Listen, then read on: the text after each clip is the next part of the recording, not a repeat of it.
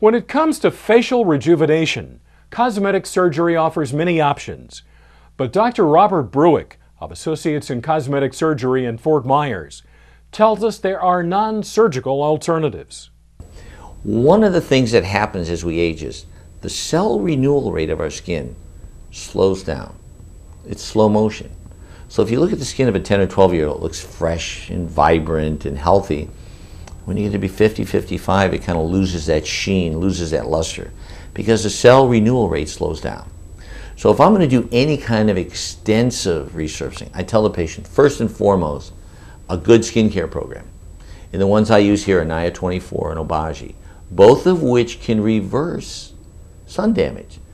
And I have found that if you put people on a good skincare program first, and then follow up in 6 weeks, 8 weeks, 3 months, 4 months, no magic time frame, with resurfacing, they get a better result, a more permanent and a longer lasting result. So that's the foundation on which we build.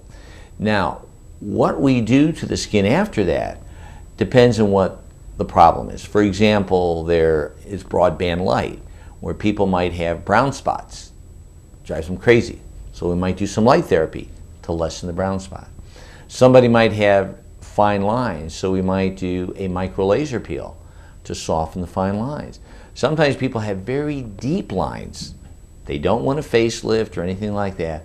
So then what we do is we go ahead and we do a deep peel or a deep laser or something along those lines. So the procedure has to be tailored to what the needs of the patient are.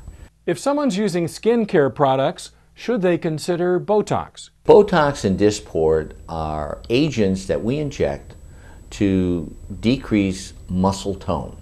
For example, somebody frowns. Why do you get frown lines?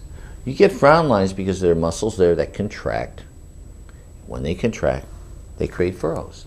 So when you inject Botox into that area, you're in essence decreasing, stopping, paralyzing, if you will, the contraction of that muscle.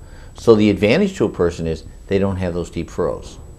Now, when somebody has aged skin and you keep wrinkling it, keep stretching it, keep creasing it, the furrow becomes deeper and deeper and deeper over time.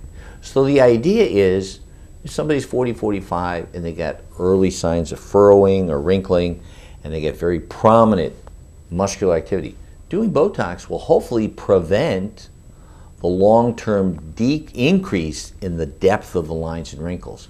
Another one is the crow's feet.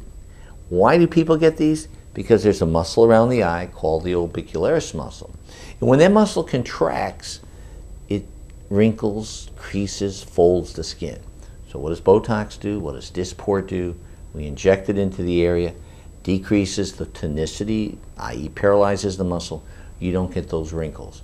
So for many women, it's a way of enhancing their appearance and giving them a happier, more positive outlook.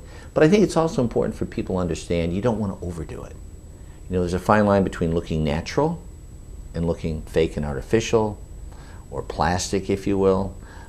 So I think it's important that you not overdo it and that people understand the limitations of the Botox or the Dysport.